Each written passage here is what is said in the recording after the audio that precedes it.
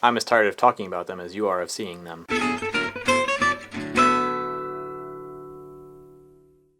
Problem is, the last Wednesday after watching my video, Mikola informed me that this is the article that got the 4-star general fired, so I had to read it, and it got me thinking. Basically got me thinking about conflict and how we deal with it so freaking poorly in our everyday relationships. While the article never explicitly talks about a conflict between Obama and McChrystal, it still implies a conflict there that was never really resolved. This struck me as something that is a fairly common thread amongst many people and many relationships. This idea that if we ignore and bury a problem for long enough, it will go away, which is totally false. Let's say, for example, your friend says something and it kind of hurts your feelings, but you're like, you know what, they're my friend, so I'm not going to confront them about it. I'm just going to let it lie low, and eventually it'll just go away. So a few months go by and they continue to say things that kind of hurt your feelings, but you continue to bury them and not talk about them. Until one day they say the one thing that just kind of finally sets you off, and you confront them about it. But you don't say it in some kind, like, hey dude, remember that one time, a couple months ago, you said that thing? Well, that kind of hurt my feelings, man. You don't say it like that.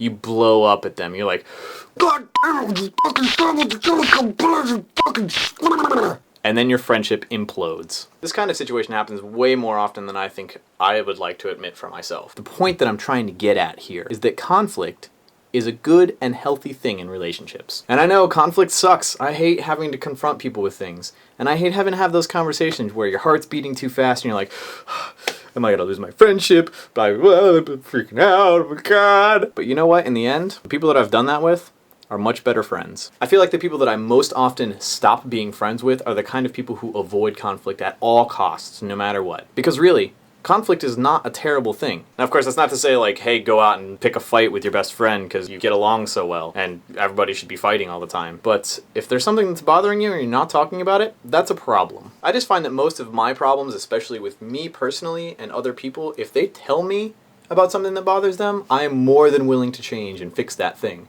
But if they never tell me and I keep doing it, then they're just going to get more and more and more and more and more pissed until eventually they're not my friend anymore. So please, friends, if I piss you off in some way, tell me about it. Because if you don't, I'm just gonna do it again.